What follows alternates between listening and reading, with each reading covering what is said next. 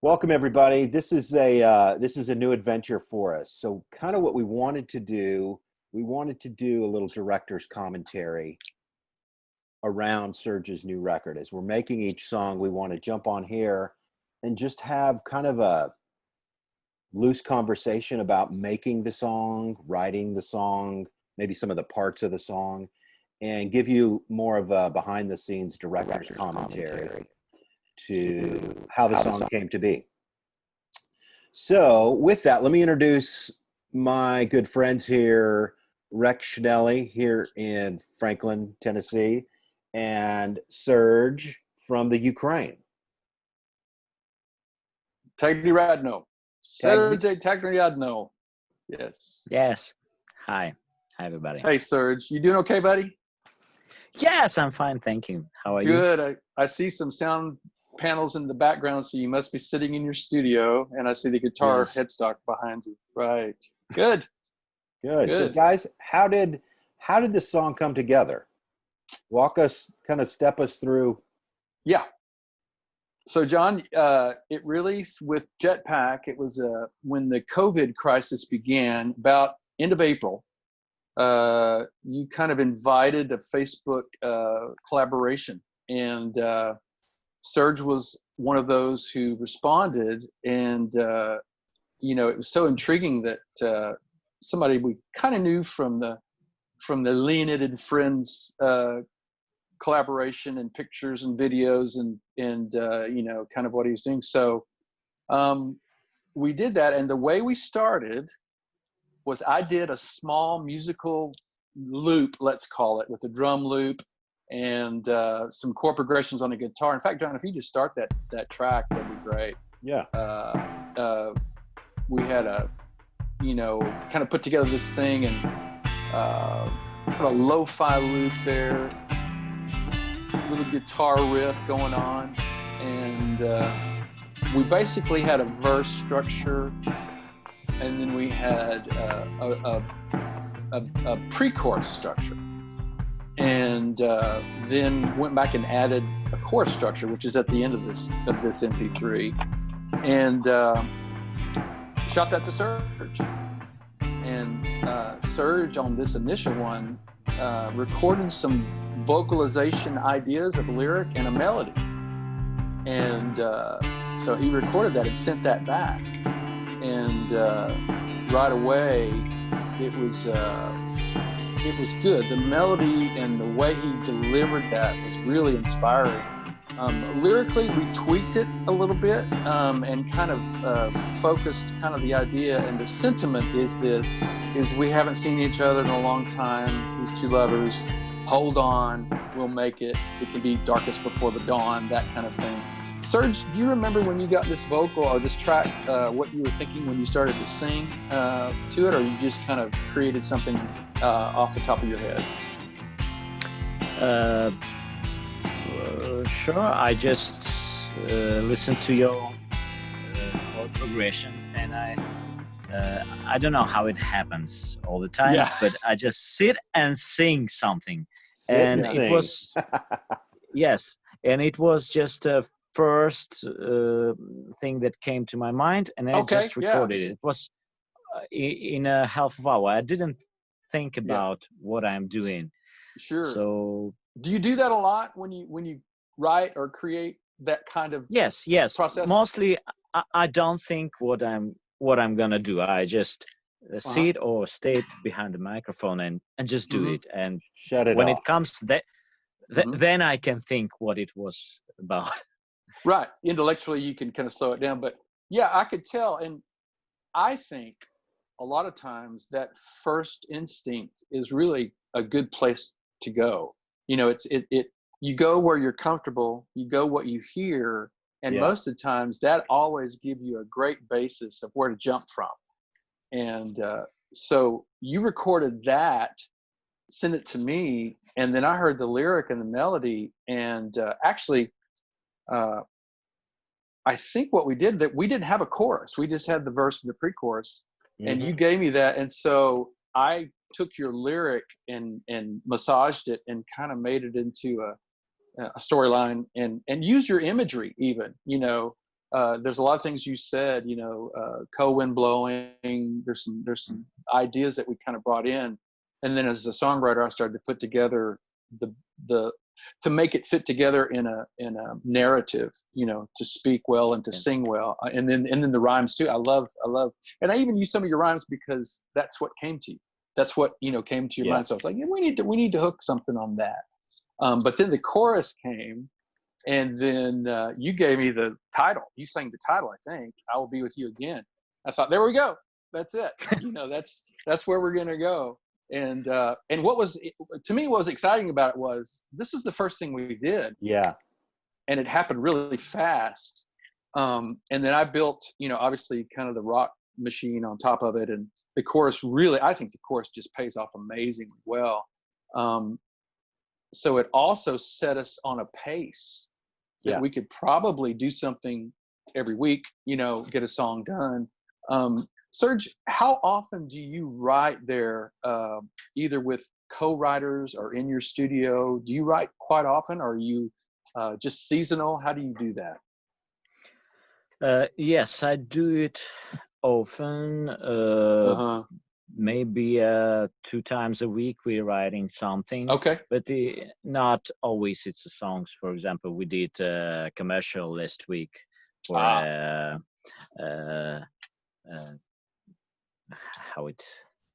for a pharmaceutical company. But okay. We did a song. So sometimes I do many different styles and music. Sometimes it's hip hop music. Yeah. Now, is this task specific? In other words, you were given a task to write for a commercial, right? Or you were going to pitch to a commercial? Yeah. Yes, we had a task, and we did 4 songs, and they choose only one. Yeah, right.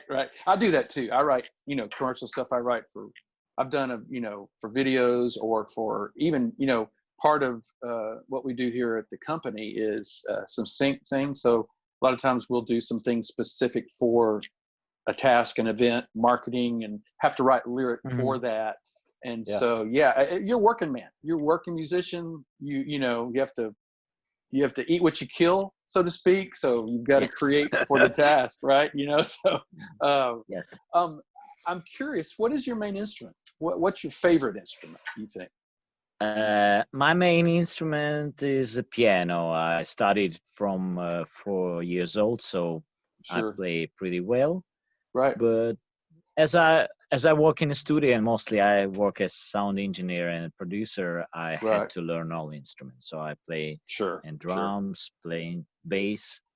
In bands, I play bass and sing because it's easier to play bass and sing. Yeah. But my favorite is piano and singing, I think. Okay. Well, I like that because as an artist, obviously singing and vocalization and great songs is kind of how the ship started to be steered toward. We're going to make a great Serge record. We're going to make it pop or connect as many dots as we can. And, you have interesting, you were telling me a story earlier about your past and kind of a classical background, but a pop sensibility because you love pop music or rock music or whatever. And so when did you know that's what you want to do? I want to sing rock or sing pop or be an artist or whatever. Pretty young? It's interesting question because actually I didn't worked and I didn't earn money with singing on stage. Mostly I worked for last 10 years as sound engineer and music producer in the studio. Yeah. So I think that I decided to change direction maybe 1 year ago when we started touring in America with Leonid Friends. Oh, wow. Okay. So, yeah. I thought if I can be there on the stage, why I can sing and play and produce my music. Sure. So it was in January of 2019. So. Wow, that's great. So there's a quick turnaround from the time we started working together from you decided that. Well, so really for the most of the people that are going to be watching this, the people that love you and, you know, have subscribed to some of these songs, they may be in the same place to where they're multitasking. They have to make a living. Fortunately for us, we have recording skills. We have access to studios so that we have those skills that we can at least make a living doing something around music. A lot of our people that are watching are dreamers, like, oh, I'd love to be able to do, you know, to make a living, at least something connected to music too. So your studio, did you invest in that early? How did you get that going? And then did you always think about you want to be an artist even when you did that? I don't know. When I started to work, I started to work as a sound engineer in a production. Right. And I think it was in 2002. Oh, okay. And I started with building a studio because we had a task that we need to make a news production for radio stations. Mm-hmm. And it was based in Kiev. Mm-hmm. And we made radio news and sent mm-hmm. it to local Ukrainian cities. Right.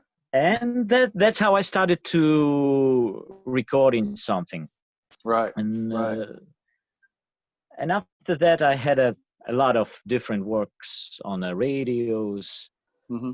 And in 2008, I decided to make my studio because I had enough skills to create something, to produce something. Mm-hmm. And now I have it's not a big studio in American measurements, but for Kiev, it's a medium-sized studio. I can record anything here. Right. So I love it. I like to create something in the studio. Sure. I feel like I can do anything here. Yeah, and that's a great. But performing on a stage, yes. But performing on a stage, it's a different, and I also enjoy it while we toured last year. It's completely different feelings, but when you see that people loves what you do, it's also inspiring to do something. Right.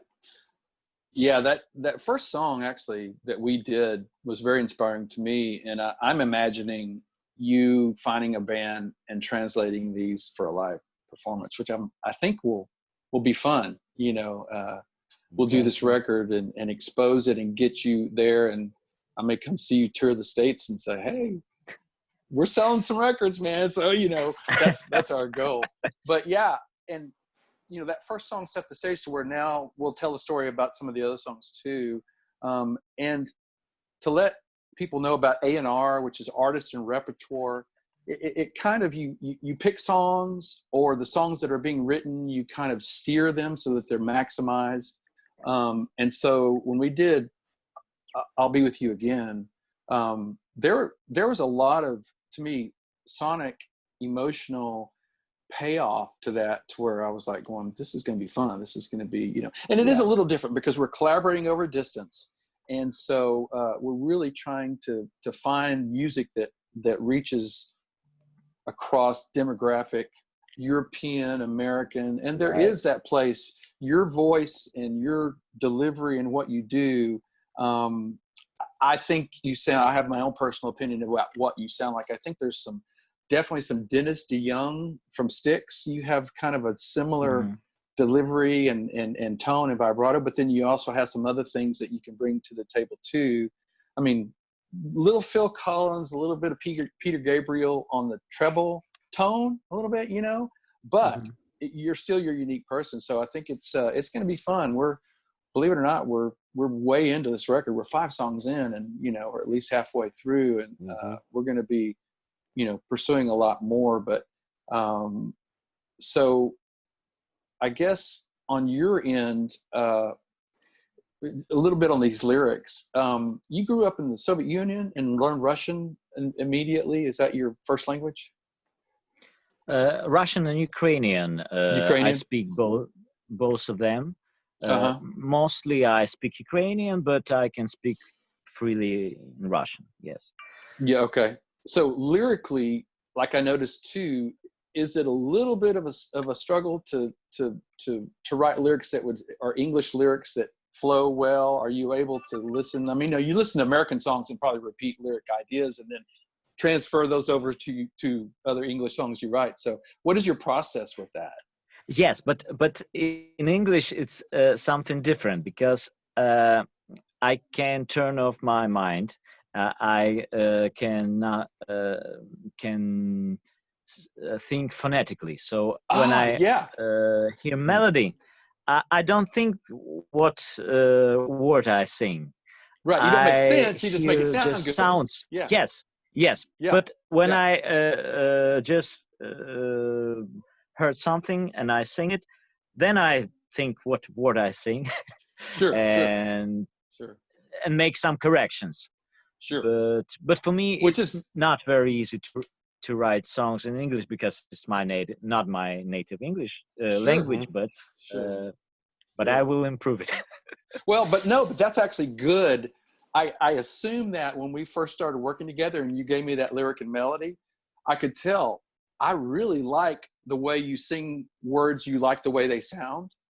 And sometimes that stream of consciousness, like Mick Jagger had a really important point about songwriting. He said, stream of consciousness, write things out of phrases that sound good. Don't slow down to make them rhyme or make sense.